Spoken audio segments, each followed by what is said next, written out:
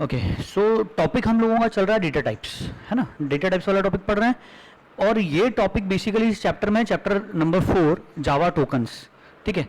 और सीक्वेंस में पढ़ना चीज़ों को ज़्यादा ज़रूरी है। चैप्टर नंबर 1, 2, 3 अगर हमने ढंग से पढ़ रखा है तो चैप्टर 4 को समझने में किसी को भी दिक्कत नहीं आने वाली, ठीक है।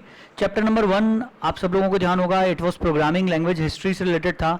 अपन ने तब ये समझा कि जावा हाई लेवल ऑब्जेक्ट ओरिएंटेड ये क्या कहानी है, थर्ड जनरेशन लैंग्वेजेस क्या हैं, उस तरह का हमने कुछ समझ के, और सबसे इंपॉर्टेंटली हमने समझा था कि कंप्यूटर क्या होता है। ये चैप्टर नंबर 1 हमारा कंप्लीट हुआ। कंपाइलर वर्सेस इंटरप्रेटर, हमने ये सब चीज़ें देख ली थी वहाँ पे। Chapter 2 we started with Java technology. आखिर जावा क्या चीज़ है, ये जावा लैंग्वेज है क्या, इसको सबसे पहला वर्जन कब आया, किसने बनाया, और आज लेटेस्ट वर्जन कौन सा है, इसके अलग अलग एडिशंस कौन से हैं, इसको अगर अपने को इसमें प्रोग्रामिंग करनी है तो अपने को कौन से टूल्स की ज़रूरत पड़ेगी, और इन टूल्स का यूज़ करके, मतलब JDK, JRE, IDE, इन सब का यूज़ करके हम जब प्रोग्राम बनाएंगे तो प्रोसेस क्या है, हाउ टू, मतलब 3 स्टेप प्रोसेस हमने देखी थी। जावा प्रोग्राम एग्जीक्यूशन प्रोसेस समझी थी हमने, जिसमें हमें पता चला कि पहले स्टेप में हमें प्रोग्राम कंपाइल, पहले सोर्स कोड लिखना होता है, फिर प्रोग्राम कंपाइल करना होता है सेकंड स्टेप में, थर्ड स्टेप में हम उसे रन करते हैं। ये प्रोसेस हम रोज करते हैं, ठीक है। जब भी मैं आपको एग्जांपल दिखाता हूँ हर बार ये 3 स्टेप्स की प्रोसेस करूंगा। And we usually don't use BlueJ, हम लोग यूज़ करते हैं अपने क्या कहते हैं Notepad plus plus and JDK का यूज़ करके अपना काम हो जाता है बेसिकली, ठीक है। हम लोग जावा का कौन सा वर्जन पढ़ रहे हैं, तो हम जावा का, भले ही अभी आप लेटेस्ट वर्जन अपने कंप्यूटर पर इंस्टॉल कर लो JDK 16, लेकिन स्टिल हमारी जो थियोरीज हैं वो सारी जावा 8, मैक्सिमम जावा 8 तक की चीज़ें अपन पढ़ेंगे। हो सकता है मेरे नोट्स में आपको कहीं जावा 10, जावा 11 से रिगार्डिंग, जावा 12 से रिगार्डिंग कुछ दिखे, लेकिन still what we will be reading is, we will be studying only till Java 8, okay. इसके अपार्ट फ्रॉम ये सब हमारा चैप्टर 2 में हुआ। थर्ड चैप्टर हमारा मेन कहानी शुरू हुई, जावा लैंग्वेज सीखना शुरू करा।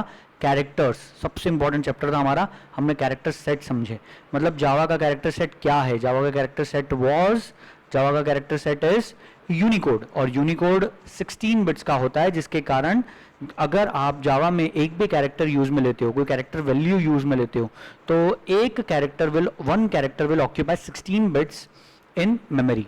मेमोरी रैम भी हो सकती है, हार्ड डिस्क में स्टोर करोगे तो वहां पे भी, हमने एक एग्जांपल देके ट्राई करा था, एक फाइल बनाई थी और हम उसके अंदर एक यूनिकोड का कैरेक्टर स्टोर करा तो इट वाज ऑक्यूपाइंग 2 बाइट्स, और जब हमने उसमें आस्की का कैरेक्टर स्टोर करा इट वाज ऑक्यूपाइंग 8 बिट्स, मतलब 1 बाइट, ठीक है। यहां तक कहानी खत्म हुई। चैप्टर 3 में हमने ये भी समझा कि कैसे हम रेंज कैलकुलेट कर सकते हैं। आज हमें रेंजेस को और अच्छे से कैलकुलेट करना सीखना है। फॉर्मूला हम वहां पे सीख चुके हैं चैप्टर नंबर 3 में, तो अब हम डेटा टाइप्स, जो हमारा टॉपिक चल रहा है, हर डेटा टाइप की हमें रेंज पता करनी है, तो वो फॉर्मूले को यूज करके we can find the range of a data type, ठीक है। तो वही हमारा टॉपिक है आज का। Let's continue. चैप्टर नंबर 4 पे आए थे हम, यहाँ पे जावा टोकन्स, मतलब पहले कैरेक्टर सीख लिया, अब उन कैरेक्टर से मिला के हम वर्ड्स या टोकन्स बनाना सीख रहे हैं। जावा में हम वर्ड्स नहीं बोलते, वर्ड्स को टोकन्स कहा जाता है। टोकन सबसे स्मॉलेस्ट यूनिट होते हैं कंप्यूटर के अंदर, जो कंपाइलर जिनको समझ सकता है। और कंप्यूटर के अंदर प्रोग्राम जब बनाओगे जावा का, तो जावा के प्रोग्राम में सब, किसी भी चीज के ऊपर आप हाथ रख दो, that will be a token. मतलब each and everything in a program is basically made up of tokens. सब टोकन से मिला के आप स्टेटमेंट्स बनाते हो और प्रोग्राम बनता है अल्टीमेटली। यहां तक की चीजें हमारी कवर हुई। जावा टोकन्स में हमने टोकन्स की डेफिनेशन देख ली, टाइप्स ऑफ टोकन्स, 5 टोकन्स होते हैं, 5 तरह के टोकन्स होते हैं basically, keywords, identifiers, literal, separators and operators. हम कीवर्ड्स पढ़ चुके हैं। कीवर्ड्स फिक्स्ड हैं, कुछ नंबर ऑफ कीवर्ड्स फिक्स्ड होते हैं, ये सारे स्मॉल केस में लिखने होते हैं, या यूजुअली सब स्मॉल केस हैं और सिंगल वर्ड्स हैं यूजुअली, ये हमारे याद रखने के लिए है। Second, identifiers. अच्छा, कीवर्ड्स भी फिक्स्ड 50 नहीं है, 50 कीवर्ड्स नहीं है। हमने देखा कि अलग अलग वर्जन में नए नए कीवर्ड्स ऐड होते जाते हैं, पर ये क्वेश्चन एग्जाम में नहीं पूछा जाएगा। एग्जाम में सिर्फ कीवर्ड्स की डेफिनेशन पूछी जाएगी। काम हो गया, इतना समझ में आ गया। दूसरा, हमें पता करना आना चाहिए बस प्रोग्राम को देख के कि इसमें कीवर्ड्स कौन कौन से हैं। तो धीरे धीरे जैसे जैसे अपना 9th क्लास अपन प्रोसीड करते जाएंगे, 10th में आएंगे, we will be able to know what keywords are and how to identify them. Then identifiers मतलब प्रोग्राम के अलग अलग पार्ट्स को कुछ नाम देना। नाम क्यों देना होता है? ताकि अपन उसको पुकार सकें, उसको संबोधित कर सकें, उसको बुला सकें, ठीक है। उसको किसी नाम से तो आइडेंटिफाई करना पड़ेगा अपने को। जैसे कि मेथड का कुछ नाम रखेंगे तभी तो मेथड को कॉल कर पाएंगे। वेरिएबल का कुछ नाम रखेंगे तभी तो उसमें कुछ वैल्यू इंसर्ट कर पाएंगे या उसको प्रिंट करवा पाएंगे। तो आइडेंटिफायर्स, हमने आइडेंटिफायर्स मतलब नाम रखने के भी रूल्स पढ़े हैं और कन्वेंशंस पढ़े हैं। रूल्स बोले तो रूल्स मतलब कि जिनको आप ब्रेक नहीं कर सकते, अगर आपने करा तो कंपाइलर एरर देगा। और कन्वेंशंस जिनको ब्रेक किया जा सकता है लेकिन नहीं करना है, क्योंकि मैंने आपको सिखाया था कि जावा की लाइब्रेरी जो है, जावा की लाइब्रेरी के अंदर भी ये कन्वेंशंस फॉलो किए जाते हैं यूजुअली, ठीक है। और पूरी लाइब्रेरी वैसी डिजाइन करी हुई है, क्लासेस के नेम अपर केमल केस, मेथड्स, वेरिएबल्स इनके नाम लोअर केमल केस में होते हैं। तो हम भी यही कन्वेंशन फॉलो करेंगे ताकि हमारी जिंदगी आसान रहे। देन हमें लिटरल्स पढ़ना शुरू करने हैं, मतलब वैल्यूज। फिर सेपरेटर्स और ऑपरेटर्स बहुत बड़ी चीज नहीं है, वो सब देखते जाएंगे। पर लिटरल्स को समझने से पहले वी स्टार्टेड टू नो कि डेटा टाइप क्या चीज है। तो हमारा टॉपिक बीच में एक आ गया एक अलग से, and that topic is basically Java data types, ठीक है। हमारा ये टॉपिक चल रहा है। चलो इसको थोड़ा सा इसके बारे में हम एक बार का पूरा एक एलैबोरेटिव एग्जाम्पल के साथ में पढ़ चुके हैं। क्या चीज देखी थी हमने, रिकॉल करते हैं एक minute. Okay, so let's recall. हमने जावा डेटा टाइप्स को पढ़ा था, इफ यू रिमेंबर। एक एग्जाम्पल देखा कि एक शॉपिंग मॉल है, मतलब एक कॉम्प्लेक्स है बहुत बड़ा, या मॉल समझ लो सिर्फ। ओनर ने मॉल बनाया, उस मॉल में बहुत सारी शॉप्स है, सब शॉप्स की साइज सेम है मान लो। अब ओनर उस शॉप को सिर्फ रेंटल पे देना चाह रहा था, ठीक है। सारी शॉप सिर्फ रेंटल पे देता है। तो ओनर जब भी शॉप्स को रेंटल पे देता है, किसी को यूज करने के लिए देता है, रेंटल मतलब सिर्फ use for a timing, use करने के लिए दे रहा है कुछ समय के लिए, कुछ समय 11 महीने या 2 साल 3 साल 4 साल जो भी एग्रीमेंट बनाएंगे। सो ओनर जो होता है उसने क्या कहा, मुझे 2 चीजें बताओगे आप, ठीक है। हमने लास्ट टाइम भी इस बारे में बात करी थी। You are suppose to specify 2 things about the shop. First, आपको कितनी शॉप चाहिए, ठीक है। हो सकता है आपका काम एक शॉप में ना हो रहा हो, आपको 2 3 4 5 कितनी शॉप चाहिए वो आप बताओगे। सेकंड, आपको बताना जरूरी है पर्पस, कि आप उसमें किस तरह का काम करने वाले हो, ठीक है। हर शॉप को एक यूनिक नंबर दिया गया है, उसके हिसाब से एग्रीमेंट बनाया जाता है। फिर तभी तो अपन बात करेंगे कि शॉप नंबर 1 2 3 4 पेंटालून्स को दे दी भैया, शॉप नंबर 4 5 मैकडी को दी है, शॉप नंबर 6 7 हमने पिज्जा हट वालों को दी है। सो नंबरिंग करने से, एक यूनिक एड्रेस देने से आसान हो जाता है एग्रीमेंट, और बताना बार बार उस चीज को अपन कैसे आइडेंटिफाई करें, आइडेंटिफाई करना आसान हो जाता है। ओके, सो नाम भी देना जरूरी था हर शॉप को, इसलिए नाम दे दिया। सो हमें इतनी चीज समझ में आई। यही सेम कॉन्सेप्ट अपने डेटा टाइप्स का है। डेटा टाइप्स क्या चीज है, आपको अल्टीमेटली जब भी कोई वैल्यू कंप्यूटर में स्टोर करनी है तो स्टोर करने के लिए you will need a storage device, ये बात पक्की है, ठीक है। घर में कुछ भी चीज स्टोर करनी होती है तो स्टोरेज के कंटेनर्स होते हैं। किचन के अंदर कुछ भी चीज स्टोर करनी है तो यू हैव कंटेनर्स। ऐसा थोड़ी कि प्लेटफॉर्म के अंदर फैला के छोड़ दिया अपन ने। We store each and everything in containers, ठीक है। Containers are storage devices basically. So ऐसे कंप्यूटर में भी अगर आपको कुछ वैल्यूज स्टोर करनी है तो आपको कंटेनर्स मिलते हैं। अब ये जो कंटेनर्स हैं, कंटेनर्स बोले तो अपन इसको स्टोरेज लोकेशन बोल सकते हैं, या इनको सेल भी कहा जाता है। ये जो स्टोरेज लोकेशन या जो सेल होते हैं ये किसी स्टोरेज डिवाइस में होंगे। स्टोरेज डिवाइसेस हम कई तरह की हम पढ़ चुके, लेकिन अभी फिलहाल में हमको टेम्पररी स्टोरेज डिवाइस में हम इंटरेस्टेड है। टेम्पररी स्टोरेज डिवाइस मतलब कि मेन मेमोरी या रैम, ये हम शुरू से पढ़ते आ रहे हैं, इसके बारे में हमने बहुत कुछ सीखा है अभी तक। ओके, पिछले एक महीने 1.25 महीने में हमने काफ़ी कुछ देख लिया। सो रैम के बारे में हमको पता है, रैम मतलब मेन मेमोरी होती है। ये रैम आपकी एक तरह से मॉल है। इस रैम में छोटी छोटी शॉप्स के जैसे सेल्स हैं। शॉप्स की जगह इसमें क्या है, सेल्स हैं, और हर सेल की साइज फिक्स्ड है। जैसे शॉप की साइज फिक्स्ड है, हर सेल की साइज फिक्स्ड है। एक सेल 8 बिट्स का होता है, 8 बिट्स मतलब 1 बाइट का, ठीक है। आपको अगर कुछ वैल्यू स्टोर करनी है अब इस रैम के अंदर या मेन मेमोरी, रैम और मेन मेमोरी एक ही बात। मेन मेमोरी में अगर आपको कुछ वैल्यू स्टोर करनी है तो रैम किसके अंडर में है, किस रैम का ओनर कौन है। जैसे मॉल का कोई ओनर है, ऐसे रैम का भी कोई ओनर है। वो ओनर है ऑपरेटिंग सिस्टम, जैसे अपना विंडोज ऑपरेटिंग सिस्टम, मोबाइल में Android operating system. Windows operating system या एंड्रॉयड ऑपरेटिंग सिस्टम का काम है मेमोरी मैनेजमेंट करने का, कि कौन कौन से सेल्स खाली हैं, कौन से सेल्स ऑक्यूपाइड हैं, और किसको कौन सा सेल देना है। ये सब चीजें मैनेज करता है आपका ऑपरेटिंग सिस्टम। तो अगर हमें रैम में जगह चाहिए तो हमें पहले एक अर्जी, एक एप्लीकेशन या रिक्वेस्ट ऑपरेटिंग सिस्टम को फॉरवर्ड करनी पड़ेगी।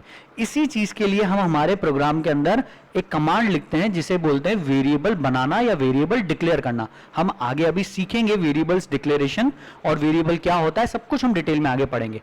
पर अभी एक बेसिक लेवल पे हमको इतना पता चला कि व्हाट इज अ वेरिएबल। तो वेरिएबल एक तरह का स्टोरेज लोकेशन है, एक कंटेनर है। वेरिएबल कहां होता है, तो रैम में होता है। ठीक है, हम बनाते हैं अपने प्रोग्राम में, हमें कमांड लिखते हैं, हमने लिखा इंट ए। इंट ए लिखने से क्या हुआ, हमने ये कल पढ़ा था, if you remember last class के अंदर हमने ये चीज देखी थी। इफ वी राइट इंट ए मतलब हमने डेटा टाइप बताया, int is the data type. Data type बताने से रैम को, ऑपरेटिंग सिस्टम को दो चीजें पता चली। जैसे कि मॉल के ओनर को दो चीजें पता चलती है कि पर्पस क्या है और कितनी शॉप्स चाहिए, ऐसे ही ऑपरेटिंग सिस्टम को पता चलता है कि इस रैम में आपको कितनी सेल्स की जरूरत है। किसके थ्रू, डेटा टाइप के थ्रू। तो डेटा टाइप क्या बताता है, डेटा टाइप पहली चीज बताता है कि रैम में कितनी जगह चाहिए आपको। जैसे इंट डेटा टाइप बताएगा 4 बाइट्स, शॉर्ट डेटा टाइप बताता है 2 बाइट्स, लॉन्ग बताता है 8 बाइट्स। तो हर डेटा टाइप की साइज फिक्स्ड है, रैम में वो कितनी जगह लेगा वो चीज फिक्स्ड है। सो डेटा टाइप ने क्या चीज बताई, सबसे पहली चीज उसने बताई साइज ऑफ वेरिएबल। ठीक है, दूसरी चीज डेटा टाइप क्या बता रहा है, डेटा टाइप बताता है कि अब इस वेरिएबल में, क्योंकि आपने इंट टाइप का वेरिएबल बनाया है तो उसमें किस तरह की वैल्यू स्टोर कर सकते हैं। तो you can only store integer values. तो हम ये डेटा टाइप्स पढ़ी इसलिए रहे हैं, हमने देखा था, इफ यू रिमेंबर हमने देखा था बाइट, शॉर्ट, इंट, लॉन्ग, ये जो 4 डेटा टाइप्स हैं, इन चारों डेटा टाइप्स इंटीजर टाइप के हैं। इनमें हम कोई नॉन फ्रैक्शनल वैल्यू बोले तो इंटीजर वैल्यू स्टोर कर सकते हैं। चारों डेटा टाइप में इंटीजर वैल्यू स्टोर हो सकती है, बस डिफरेंस ये है कि सबकी रेंज अलग अलग है। मतलब अगर मैंने बाइट टाइप का वेरिएबल बनाया कोई, तो बाइट टाइप के वेरिएबल में मैं कोई छोटी वैल्यू डाल पाऊंगा। शॉर्ट टाइप का वेरिएबल बनाया, थोड़ी सी बड़ी वैल्यू डाल पाऊंगा। इंटीजर टाइप का वेरिएबल बनाया तो मुझे रैम में ज्यादा जगह मिली है, इसलिए मैं ज्यादा बड़ी वैल्यू डाल पाऊंगा। लॉन्ग टाइप का वेरिएबल बनाया तो मुझे और ज्यादा जगह मिली है, बोले तो 8 सेल्स, 8 शॉप्स मिली है मुझे, 8 दुकानें हैं, 8 दुकानों में मैं और बड़ा काम कर सकता हूं, कुछ बड़ी चीजें स्टार्ट कर सकता हूं। ऐसे ही लॉन्ग टाइप के वेरिएबल में आप बड़ी वैल्यू स्टोर कर पाओगे। सो सबको एक कॉन्सेप्ट तो समझ में आया कि डेटा टाइप अलग चीज है और वैल्यू अलग चीज है। डेटा टाइप का यूज करके हम वेरिएबल बनाते हैं। सबसे पहला स्टेटमेंट यहां लिखा है, वाई वी नीड देम, हमें डेटा टाइप्स क्यों चाहिए, टू क्रिएट वेरिएबल। वेरिएबल मतलब कंटेनर्स, ठीक है, स्टोरेज कंटेनर। जैसे घर में किचन में कंटेनर्स होते हैं, ऐसे यहां भी कंटेनर चाहिए। जब भी कोई वैल्यू स्टोर करनी है, वी नीड अ कंटेनर, पहले कंटेनर चाहिए रहेगा। जैसे आपको अपन ने लास्ट टाइम बात करी थी, किचन में मैंगो जूस बनाना है तो वी नीड फ्यू कंटेनर्स, हो सकता है 2-3 कंटेनर की जरूरत पड़े। इन द सेम वे अगर हमें 2 नंबर का सम करना है तो वी नीड 3 कंटेनर्स, एक पहले नंबर स्टोर करने के लिए, दूसरे में दूसरा नंबर स्टोर करेंगे और तीसरे कंटेनर में रिजल्ट आएगा। So we need 3 containers. पर ये हमें पहले से अपने प्रोग्राम में टाइप करना पड़ेगा, लिखना पड़ेगा कि हमें कितने कंटेनर्स चाहिए और कितनी साइज के चाहिए, आपको ये बताना पड़ेगा। तो आई बिलीव अभी सबके दिमाग में एक कॉन्सेप्ट तो क्लियर हो गया कि आपको जब भी जावा का प्रोग्राम बनाओगे, कोई भी प्रॉब्लम सॉल्व करने के लिए, तो सबसे पहले आप अपने प्रोग्राम में यूजुअली वेरिएबल्स बनाते हो, वेरिएबल्स डिक्लेयर करते हो। मतलब कंप्यूटर को या ऑपरेटिंग सिस्टम को बताते हो कि हमें ये प्रोग्राम्स चाहिए रहेंगे। आर वी क्लियर कि आखिर वेरिएबल की क्या नेसेसिटी है, ये सबको समझ में आ रही है कि वेरिएबल क्यों, सॉरी वेरिएबल नहीं, डेटा टाइप्स हमें क्यों चाहिए। Everyone clear with this? वापस बोल रहा हूं, डेटा टाइप की जरूरत होती है बताने के लिए ऑपरेटिंग सिस्टम को कि हम जो वेरिएबल बनाना चाह रहे हैं, क्योंकि डेटा टाइप का यूज करके वेरिएबल बनाएंगे। तो अब जो वेरिएबल बना रहे हो, इस डेटा टाइप का जो वेरिएबल बना रहे हो, वो वेरिएबल हमें, मतलब वो कंटेनर हमें कितनी साइज का चाहिए। डेटा टाइप क्या बता रहा है कि ये जो कंटेनर बनाना है, ये जो वेरिएबल बनाना है, ये कितनी साइज का चाहिए और इसमें आप किस तरह की चीज स्टोर करने वाले हो, किस तरह की वैल्यू स्टोर करने वाले हो। ठीक है, सो आई होप यहां तक कॉन्सेप्ट क्लियर, और बाकी धीरे धीरे आगे क्लियर होता जाएगा। तो यहां पे कुछ पॉइंट्स लिखे हैं, इसमें से जितनी चीज अभी समझ में आएगी उतनी ठीक, नहीं आई तो आगे चल के धीरे धीरे क्लियर होगी कि डेटा टाइप्स हमें क्या क्या बताते हैं। Data types defines the following things. Data type ये चीजें बताने वाले हैं, किसके बारे में, देखते हैं। सबसे पहली चीज डेटा टाइप बताता है कि डोमेन, डोमेन मतलब सेट ऑफ वैल्यूज। आप किस तरह की वैल्यूज एक वेरिएबल में स्टोर कर पाओगे। अगर आपने इंट डेटा टाइप का कोई वेरिएबल बनाया तो आप उसमें सिर्फ non fractional integer values store कर पाओगे, ठीक है। आपने फ्लोट टाइप का कोई वेरिएबल बनाया तो आप उसके अंदर फ्रैक्शनल वैल्यूज स्टोर कर सकते हो, फ्रैक्शनल वैल्यूज भी स्टोर कर सकते हो। इंटीजर तो कर ही पाओगे, फ्रैक्शनल भी कर पाओगे। आपने अगर बूलियन टाइप का वेरिएबल बनाया तो आप ट्रू या फॉल्स इस तरह की वैल्यू स्टोर कर पाओगे। कैरेक्टर टाइप का वेरिएबल बनाया तो आप उसमें कैरेक्टर्स स्टोर कर पाओगे। सो ये सब डेटा टाइप्स हैं। अपन ने देखा था last time, these 8 are the primitive data types. Data types की दो कैटेगरी है, प्रिमिटिव, नॉन प्रिमिटिव। प्रिमिटिव में हमने देखे थे there are basically 8 primitive data types. कौन कौन से? Byte, short, int, long, float, double, boolean और कैर। ये 8 प्रिमिटिव डेटा टाइप्स हैं। और ये सारे डेटा टाइप बताते हैं जब भी आप इनमें से किसी भी डेटा टाइप का कोई वेरिएबल बनाओगे तो उससे जावा को, जावा के कंपाइलर को समझ लो या ऑपरेटिंग सिस्टम को पता चलता है कि आप अब इस वेरिएबल में, जिस भी टाइप का आपने वेरिएबल बनाया, जिस भी डेटा टाइप का वेरिएबल बनाया, उस वेरिएबल में आप किस तरह की वैल्यू स्टोर करने वाले हो। दूसरा, जिस तरह की वैल्यू आप उसमें स्टोर करने वाले हो उसी तरह के तो उसके ऊपर ऑपरेशंस परफॉर्म कर पाओगे, ठीक है। जैसे एग्जांपल के थ्रू देखते हैं, समझो। मानो मैंने यहां पे एक वेरिएबल बनाया इंटीजर टाइप का, int a is equal to 10।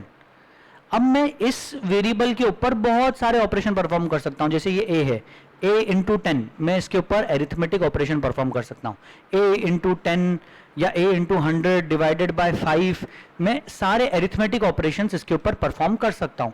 कोई एरर नहीं आएगी कंपाइल टाइम पे। ये प्रोग्राम को कंपाइल करते हैं अपन यहां पे, ये प्रोग्राम को कंपाइल करा, ये प्रोग्राम को रन करा, कोई एरर नहीं और आंसर आया 200। ओके, सो कहने का मतलब यह है कि जो डेटा टाइप है वो ये तो बताता ही है कि हम ए के अंदर किस तरह की वैल्यू स्टोर कर सकते हैं। कैसी वैल्यू स्टोर कर पाएंगे? सिर्फ इंटीजर। दूसरा, वो ये भी बताता है कि अब आप इसके ऊपर कौन कौन से ऑपरेशन परफॉर्म कर सकते हो। जैसे अगर इंटीजर टाइप का वेरिएबल है तो अरिथमेटिक ऑपरेशन परफॉर्म कर पाओगे। फ्लोट टाइप का वेरिएबल है तो भी हम इसके ऊपर ये सारे ऑपरेशन, अरिथमेटिक ऑपरेशन जो भी है, इनटू, डिवाइड, मॉड, अभी आगे पढ़ेंगे, वो सारे ऑपरेशन आप परफॉर्म कर सकते हो। लेकिन वहीं अगर मैंने ये वेरिएबल बूलियन टाइप का बना दिया, अब उसमें ऑब्वियसली बूलियन टाइप का वेरिएबल है तो 10 तो स्टोर नहीं कर सकता, बूलियन वैल्यू स्टोर करनी पड़ेगी। मैंने बूलियन वैल्यू स्टोर करी ट्रू। अब मैं क्या इसके ऊपर कोई भी अरिथमेटिक ऑपरेशन परफॉर्म कर सकता हूं? a+5, it doesn't make sense. True plus 5, क्या मतलब हुआ ट्रू प्लस 5 का? कोई मतलब नहीं। तो इस टाइम पे it will give me error, ठीक है। मतलब हम इस तरह की कोई चीज नहीं कर सकते। बैड ऑपरेंड, वो बोल रहा है कि प्लस ऑपरेटर को दोनों ऑपरेंड्स जो चाहिए थे, एक नंबर दे दिया आपने, ए तो नंबर है लेकिन 5 तो नंबर है लेकिन एक आपने बूलियन वैल्यू दे दी। अभी आगे धीरे धीरे और समझ। कैरेक्टर को प्लस कर सकते हैं, ऐसे ए लेंगे तो a+5 100% कर पाएंगे, क्योंकि हम अभी अपन उस चीज को और खोदेंगे, अभी अच्छे से डिटेल में आएंगे, don't worry about it. Character के लिए इफ यू रिमेंबर, मैंने आपको लास्ट टाइम बताया था, कैरेक्टर एक अनसाइंड डेटा टाइप है। कैरेक्टर कैसा डेटा टाइप है? Character is a unsigned data type है, पर है न्यूमेरिक, मतलब नंबर ही स्टोर कर रहे हो पर अनसाइंड नंबर से स्टोर होते हैं उसमें। अनसाइंड मतलब सिर्फ पॉजिटिव नंबर स्टोर कर सकते हैं, नेगेटिव नंबर्स नहीं।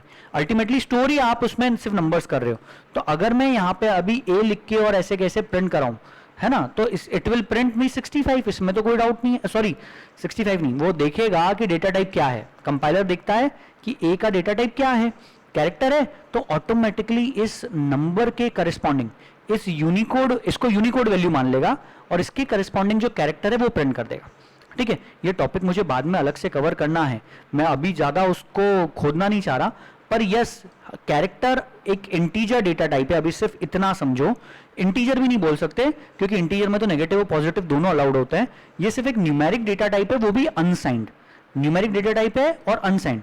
अब क्योंकि ये न्यूमेरिक डेटा टाइप है, मतलब मैं इसके ऊपर सारे अरिथमेटिक ऑपरेशन परफॉर्म कर सकता हूं। मैंने यहां पे लिखा a into 10, so it should print me 650, ठीक है। It will definitely print me 650। अभी क्यों, कैसे, क्या हो रहा है, थांबो, मतलब रुको अभी थोड़ा। I will definitely tell you everything जब सही वक्त आएगा। ऑपरेटर्स वाला चैप्टर पढ़ेंगे, बहुत ढंग से चीजें समझाऊंगा, don't worry about it, okay. अभी 650 आंसर है, इतना समझो। तो कैरेक्टर डेटा टाइप भी कैसा है, न्यूमेरिक ही है, नंबर्स ही हैं। और न्यूमेरिक डेटा टाइप जितने भी हैं कौन कौन से हैं, byte, short, int, long, float, double और कैर, ये सातों न्यूमेरिक डेटा टाइप है। 7, all the 7 are numeric data type. मतलब हम इसके ऊपर सारे अरिथमेटिक ऑपरेशन परफॉर्म कर सकते हैं। बुलियन है तो हम उसके ऊपर अरिथमेटिक ऑपरेशन परफॉर्म नहीं कर पाएंगे। और हम खुद के डेटा टाइप्स बना सकते हैं। हम क्लास, इंटरफेस, अरेज ये जो बनाएंगे ये हमारे खुद के डेटा टाइप्स होंगे। उनमें भी हम हमारी चॉइस के ऑपरेशंस डिफाइन कर सकते हैं। ठीक है, जैसे आपने एक डेटा टाइप बनाया डेट, तो डेट वाले डेटा टाइप में आप क्या ऑपरेशन डिफाइन कर सकते हो, इंक्रीमेंट डेट बाय 5 या इंक्रीमेंट डेट या डिक्रीमेंट डेट या सब्ट्रैक्ट 2 डेट्स। ऐसे आपको जो ऑपरेशन डिफाइन करना है आप अपनी चॉइस से डिफाइन कर सकोगे। तो अभी पर्पस, अभी सिर्फ इतना फोकस करना है कि डेटा टाइप क्या बताता है। पहली चीज डेटा टाइप बताता है कि उसके वेरिएबल में क्या क्या वैल्यू स्टोर कर सकते हैं। डेटा टाइप ने बताया कि ये जो वेरिएबल है इस वेरिएबल में किस तरह की वैल्यू स्टोर हो सकती है। ठीक है, जैसे अभी फिलहाल मैं इंट लिख रहा हूं सिंप्लिसिटी के लिए। इंटीजर डेटा टाइप ने बताया कि इसमें सिर्फ और सिर्फ इंटीजर वैल्यू स्टोर कर सकते हो, you can not store fractional values. करूंगा तो कंपाइल टाइम पे एरर देगा। ये कंपाइलर ने एरर दे दिया, कन्वर्जन नहीं कर पा रहा है, पॉसिबल लॉसी कन्वर्जन, डबल से इंटीजर कन्वर्जन नहीं। ये एरर क्या है ये भी समझेंगे, सही वक्त आएगा, डोंट वरी। अभी फिलहाल सबसे पहली चीज वेरिएबल डेटा टाइप ने क्या बताई कि उसमें किस तरह की वैल्यू, उस डेटा टाइप का यूज करके जो वेरिएबल बना रहे हो उसमें किस तरह की वैल्यू स्टोर कर सकते हैं। पहली चीज ये बताई। दूसरा, डेटा टाइप ने ये बताया कि इस वेरिएबल पे अब क्या क्या ऑपरेशन परफॉर्म कर सकते हैं, वो भी ये डेटा टाइप बता रहा है। क्योंकि डेटा टाइप इंटीजर है तो सारे अरिथमेटिक ऑपरेशन परफॉर्म कर पा रहे हैं। तीसरा, range of values allowed in that variable, किसी वेरिएबल में क्या रेंज की वैल्यूज अलाउड है। अभी हम रेंज कैलकुलेट करना सीख रहे हैं, डोंट वरी। इनिशियली अभी मैं सबसे छोटा डेटा टाइप यूज कर रहा हूं, बाइट। एक वेरिएबल बनाया, इसकी रेंज हमें पता है कि 127 से बड़ी वैल्यू इसमें स्टोर नहीं कर सकते। पॉजिटिव नंबर सबसे बड़ा 127 स्टोर कर पाओगे, उससे बड़ा नहीं कर सकते। तो अभी 127 को प्रिंट करा, आ गया। जैसे ही मैं इसके अंदर 128 स्टोर करना जाऊंगा, it should throw me an error.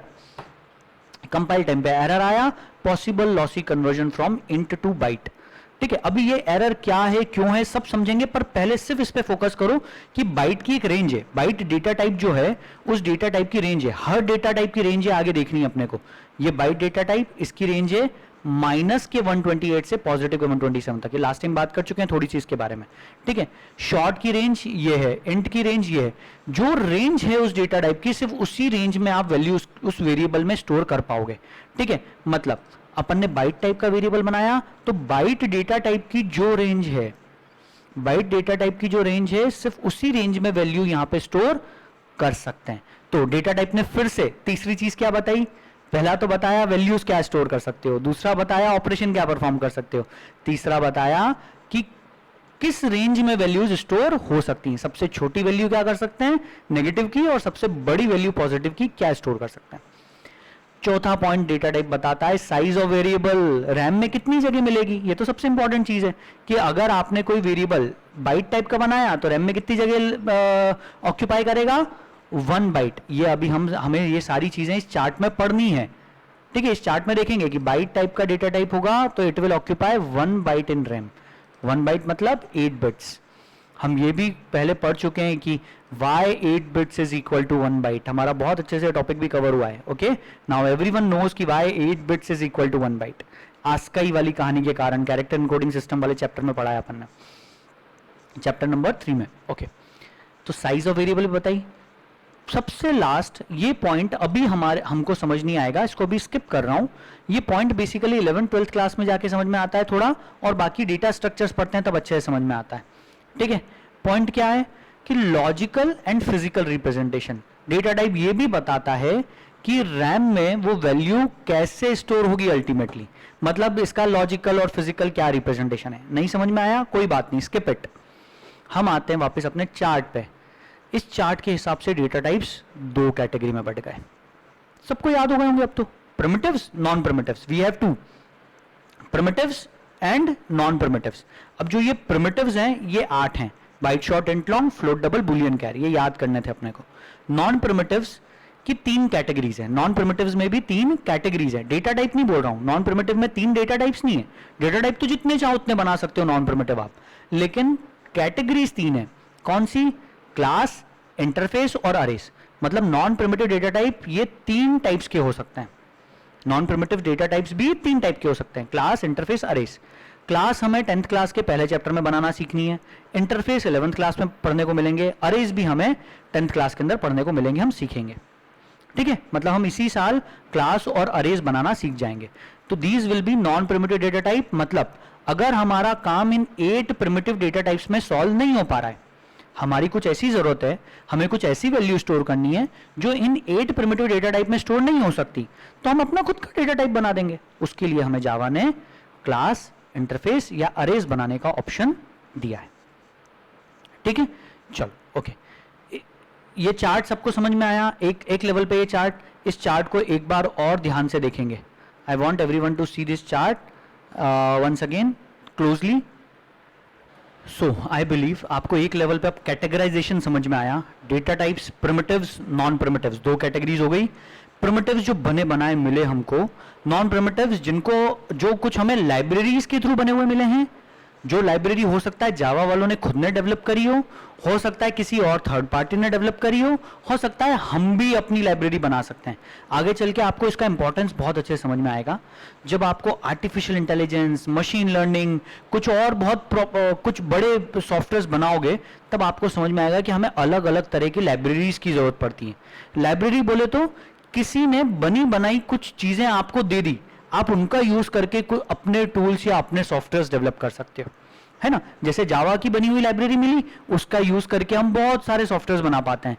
ऐसे किसी ने कुछ और स्पेसिफिक लाइब्रेरी बना दी और लोगों की जिंदगी आसान करने के लिए। ठीक है, सो डेफिनेटली वहां तक तो कहानी क्लियर है, कोई दिक्कत नहीं। सो आप बस अभी इतना समझो, प्रिमिटिव डेटा टाइप्स को ही बेसिक डेटा टाइप्स या फंडामेंटल डेटा टाइप्स भी कहते हैं। बेसिकली ये 2 तरह के हैं, न्यूमेरिक या नॉन न्यूमेरिक। मतलब या तो नंबर्स या नंबर्स नहीं। नंबर्स नहीं है वो सिर्फ एक ही है, बुलियन, उसके अलावा कुछ भी डेटा टाइप नहीं है। और जो नंबर हैं वो बहुत सारे हैं, वो 7 है, byte, short, int, long, float, double and char. ये 7 डेटा टाइप्स हैं, ये सारे के सारे न्यूमेरिक हैं। इन सब में आप नंबर्स स्टोर कर सकते हो। लेकिन अब नंबर्स भी 2 तरह के हो गए, एक जिसमें साइन के साथ में मतलब नेगेटिव पॉजिटिव दोनों नंबर स्टोर कर सकते हो, वो हो गए ये 6। और जिसमें सिर्फ अनसाइंड स्टोर कर सकते हो वो हो गया ये यहाँ पे लाइन प्रॉपर नहीं आ रही है, so don't worry about it. पर आप ध्यान रखें कि अनसाइंड में सिर्फ एक ही है, दैट इज कैर, और बाकी सारे साइंड हैं। अब साइंड में भी 2 तरह के, फ्रैक्शनल या नॉन फ्रैक्शनल। ठीक है, क्लियर। चलो अब प्रिमिटिव डेटा टाइप्स और नॉन प्रिमिटिव डेटा टाइप की एक बार और डेफिनेशन एग्जाम में पूछी जाती है, 2 मार्क्स के अंदर क्वेश्चन आ सकता है। What do you mean by primitive data type? So primitive data types basically Java language का पार्ट होते हैं। ये वो डेटा टाइप है जो जावा लैंग्वेज का पार्ट है, इनको बेसिक डेटा टाइप्स भी कहा जाता है या फंडामेंटल भी। They are not part of Java library, ये जावा लाइब्रेरी का हिस्सा नहीं है। ठीक है, सो प्रिमिटिव डेटा टाइप की डेफिनेशन हुई, are those basic data types which are part of Java language, not Java library. Java library Java language को यूज करके लिखी गई है। Java library के अंदर क्लासेस बनी हुई हैं, क्लासेस हैं, इंटरफेसेस हैं, अरेज हैं। लेकिन अपन बात कर रहे हैं बेसिक डेटा टाइप्स की, प्रिमिटिव डेटा टाइप्स, ये जावा लैंग्वेज का पार्ट है। आई होप सबको कहानी क्लियर हो रही है। लैंग्वेज अलग चीज और उस लैंग्वेज का यूज करके आपने कोई चीज बनाई वो अलग चीज। तो जावा की लाइब्रेरी जावा लैंग्वेज को यूज करके लिखी गई है। ओके, तो इसीलिए आपको इतना कॉन्सेप्ट समझना है कि प्रिमिटिव डेटा टाइप्स जो हैं वो जावा लैंग्वेज का पार्ट नहीं है, सॉरी जावा लाइब्रेरी का पार्ट नहीं है, they are part of Java language. बस ये इतनी सी चीज ध्यान रखो। और एग्जांपल्स क्या हैं प्रिमिटिव डेटा टाइप के? बाइट, शॉर्ट, इंट, ये सब एग्जांपल है। वो 8 प्रिमिटिव डेटा टाइप्स जो हैं वो एग्जांपल है।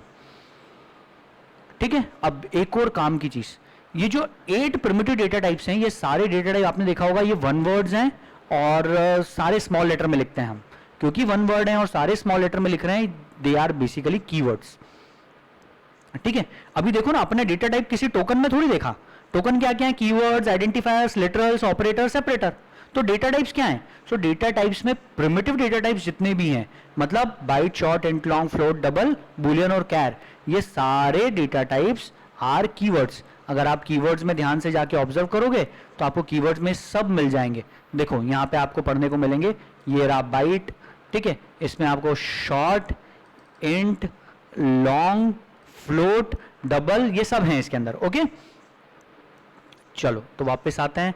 सो प्रिमिटिव डेटा टाइप्स, ये कहानी. The names of the primitive types are quite descriptive. नाम ही उन्होंने इतने अच्छे दिए हैं सारे 8 प्रिमिटिव डेटा टाइप्स के कि नाम देख के ही आप समझ सकते हो कि इस डेटा टाइप का यूज करके अगर आप वेरिएबल बनाओगे तो उस वेरिएबल में आप किस तरह की वैल्यू स्टोर कर सकते हो. ठीक है, इसलिए लिखा the names of the primitive data types are quite descriptive of the values that they can store. Non primitive data type की डेफिनेशन क्या दें? तो जो प्रिमिटिव नहीं है वो नॉन प्रिमिटिव.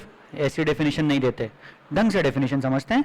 दे आर, या तो they are part of Java library, या तो जावा लाइब्रेरी का हिस्सा है या फिर किसी ने बनाया है उनको. So are the part of Java library और आर यूजर डिफाइंड. कोई डाउट? ये जावा लैंग्वेज का हिस्सा नहीं है. इनको जावा लैंग्वेज को यूज करके इनको बनाया गया है, और अगर बनाया गया है तो दो जगह पे पाए जाते हैं, या तो जावा लाइब्रेरी के अंदर और या फिर इन्हें आपने बनाया है या किसी और ने बनाया है, किसी और थर्ड पर्सन ने. ओके, सो दो part. What are non primitive data types? They are part of Java library और are user defined. They are made up of other data types. ये दूसरे डेटा टाइप्स से मिलके बनते हैं. बहुत काम की चीज, सबसे इंपॉर्टेंट पॉइंट ध्यान से समझना. जितने भी नॉन प्रिमिटिव डेटा टाइप्स होते हैं वो यूजुअली दूसरे डेटा टाइप्स, दूसरे प्रिमिटिव्स भी दूसरे डेटा टाइप बोला है. देखो ध्यान से पढ़ना, क्या बोला है? They are made up of other data types. ऐसा नहीं लिखा कि they are made up of other primitive data type. Other data type मतलब वो हो सकता है कि प्रिमिटिव या नॉन प्रिमिटिव किसी से भी मिलके बन सकते हैं. ठीक है, आगे चल के जब अपन क्लास बनाएंगे तो आपको समझ में आएगा कि एक क्लास कैसे दूसरे डेटा टाइप से मिलके बनती है. पढ़ेंगे, 10th क्लास का पहला चैप्टर ये रहेगा. ठीक है, और क्योंकि ये दूसरे डेटा टाइप से मिलके बनती हैं, ये जो डेटा टाइप्स हैं क्लास, इंटरफेस, अरेस, ये दूसरे डेटा टाइप से मिलके बनते हैं, इसीलिए इनको कॉम्पोजिट डेटा टाइप भी कहा जाता है. That's why what they are called, that's why they are known as composite data type also. Composite, दूसरों से मिलके बना हुआ. ठीक है, प्रिमिटिव जो किसी से भी मिलके ना बना हो. Are we clear differences primitive और नॉन प्रिमिटिव? बहुत इंपॉर्टेंट टॉपिक था इसलिए इतना डिटेल में बताया. ठीक है, they are made up of other data types and this also known as composite data type. Example क्या है? आप सबसे इंपॉर्टेंट बात समझना, नॉन प्रिमिटिव डेटा टाइप के एग्जाम्पल क्लास, इंटरफेस और अरे, ये तो कैटेगरीज हैं. एग्जाम्पल क्या है? तो एग्जाम्पल हो गया किसी भी क्लास का नाम लिख दो. जैसे क्लास का नाम स्ट्रिंग एक क्लास का नाम है, इंटीजर आई कैपिटल ये एक क्लास का नाम है. ये हमें 10th क्लास में पढ़नी है. हम 10th क्लास का जो एक चैप्टर है रैपर क्लासेस में हम पढ़ेंगे. This integer is basically a wrapper class. Wrapper class क्या होती है, क्यों होती है, क्या जरूरत है, सब पढ़ेंगे. अभी आपको दो नाम याद रखने हैं. एंड तक जाते जाते ऑटोमेटिकली याद हो जाएगा. 10th का सिलेबस खत्म होते होते ऑटोमेटिकली याद हो जाएंगी, पर अभी फिलहाल याद रखो दो नाम. स्ट्रिंग तो सबको याद रह जाएगा और एक हो गया इंटीजर. ये दो नाम सब लोग याद कर लें.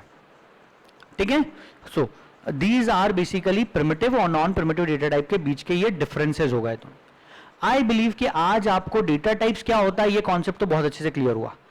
अब हमें जो एक मेन इंपॉर्टेंट एक कॉन्सेप्ट समझना है वो है how to select a data type for a value.